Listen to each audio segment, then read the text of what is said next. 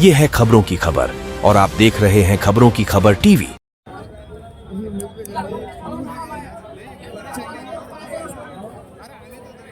माझी उमेदवारी जाहीर झाली होती.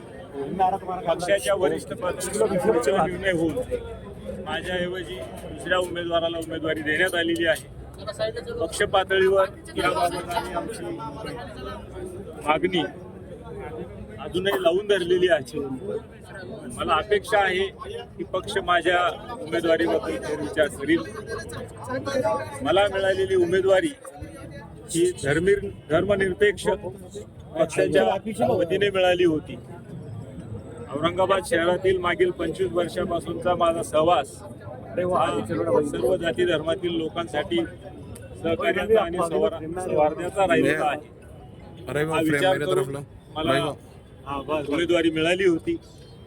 विशेषतः हिंदू समाजातून, मराठा समाजातून ही उमेदवारी जाहीर झाली होती आणि सुमारे 25-30 वर्षानंतर पहिल्यांदा शहरामध्ये मराठा समाजाला नेतृत्व करण्याची संधी ही पक्षाकडून दिली होती. ही बाब आम्ही पक्षाच्या वरिष्ठ स्तरावर कळवलेली आहे आणि आम्ही अजूनही आशादायी आहोत की पक्ष माझा याबाबत विचार करील. धन्यवाद. तुम्ही किती अर्ज दाखल केलेत? पक्षाकडून दाखल केला आहे का? दोन्ही अर्ज दाखल केलेले आहेत. मी अपक्ष म्हणून सुद्धा, अपक्ष आणि पक्षाकडून सुद्धा मी अर्ज दाखल केलेला आहे.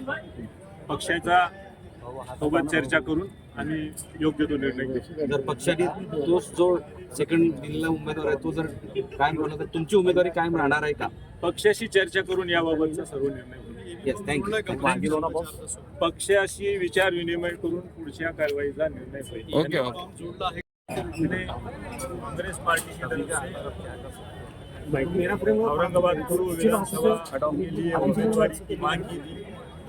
हमारा विचार होकर कांग्रेस पार्टी ने टिकट भी डिक्लेयर किया था, मगर पार्टी के लेवल पे कुछ अलग से डिस्कशन होने के बाद में हमारी उम्मीदवारी बदल दी गई. हम 25 साल से इस शहर में रह रहे हैं. सभी समाज के लोगों के साथ हमारा अच्छा रिश्ता है.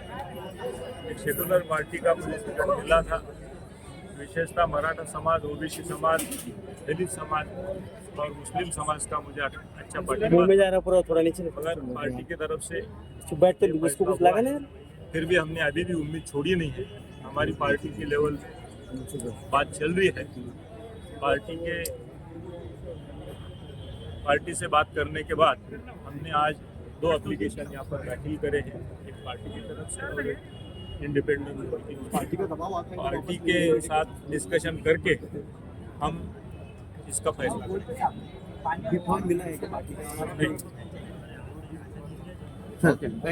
Thank you.